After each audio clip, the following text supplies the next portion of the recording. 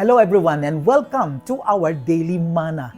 Kindly open our Bibles in the book of Exodus chapter 20 verse 7. God's word says, "You shall not take the name of the Lord your God in vain, for the Lord will not leave him unpunished who takes his name in vain." God bless us from the reading of his holy word. Imagine if someone used your name recklessly to do foolish things, mock you, or exploit it for selfish purposes. Your reaction will likely be consumed by anger and frustration. Nowadays, many abuse the name of God, whether at school, work, or even at home. Similarly, some misuse and profane His name. There are moments when we express fear or anger by saying phrases like, "Oh my God," "Jesus Christ," or "Heaven forbid." These expressions are casually used in movies, dramas, and daily conversations, showing disregard for the sanctity of His name. For instance, in Brazil, during a national carnival, there were displays that mocked Jesus, and shortly after the event, the country faced massive floods and many lives were lost. In the United States, specifically in California, fires consumed entire towns. Before these disasters, there were groups who openly rejected God and prominent figures who made a mockery of His name. We must stop using God's name in vain, as He will not tolerate such behavior. Do you misuse God's name by making empty promises or false oaths? For example, during weddings, court hearings, inaugurations, or other ceremonies, people often swear upon the Bible, but some treat these oaths lightly, mocking the seriousness of invoking God's name. We should not play games with God's name. Remember, there are consequences for those who misuse it. Do you take God's name in vain by making empty promises, misusing it, or dishonoring it? Our Lord Jesus Christ has been given the name above all names, to which every knee shall bow and worship.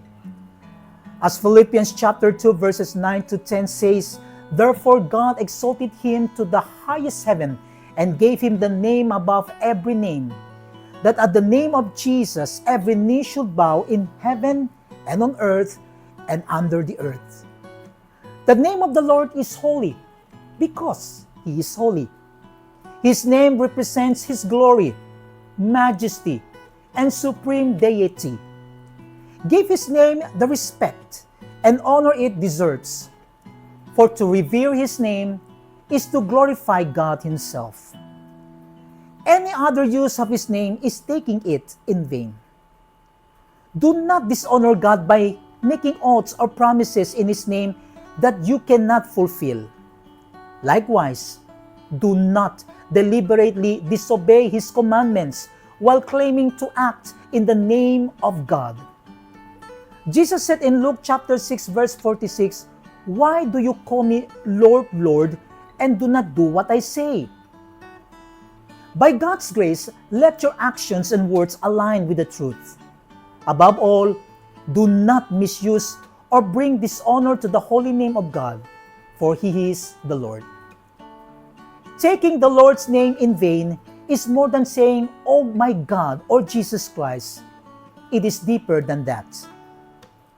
The positive way to view it is to revere God, love God, delight in God, know God, and honor Him with all that He is. Let's pray. Lord Jesus, cleanse our hearts and purify us. May we desire holiness and never allow sin to dominate our lives. Forgive us, Lord, especially for the careless words that come out of our mouths, words that dishonor your holy name. Instead of praising your name, we have to misuse it. Help us, Lord, to place your name in a position of reverence, respect, and honor. For your name is holy and sacred. May we never take your name in vain. The disasters we have seen, like in America, shows us how powerful you are. No one can mock your name without consequences. Lord, have mercy on those who repent. Help us always to bless your name in all circumstances, so that only words of praise come from our mouths and hearts. Thank you, Lord Jesus, for your message of clarity. May we continue to obey and follow your commandments without complaint. All glory and honor and praise belong to you alone. In the name of Jesus Christ, our Savior and Lord. Amen and amen. To not take the Lord's name in vain means to honor and bless His name, even in dangerous or challenging situations. Wherever we are, we must carry the name of God with reverence. As Exodus chapter 20 verse 7 says, "You shall not take the name of the Lord your God in vain, for the Lord will not leave him unpunished who take his name in vain." Good day, everyone, and God bless.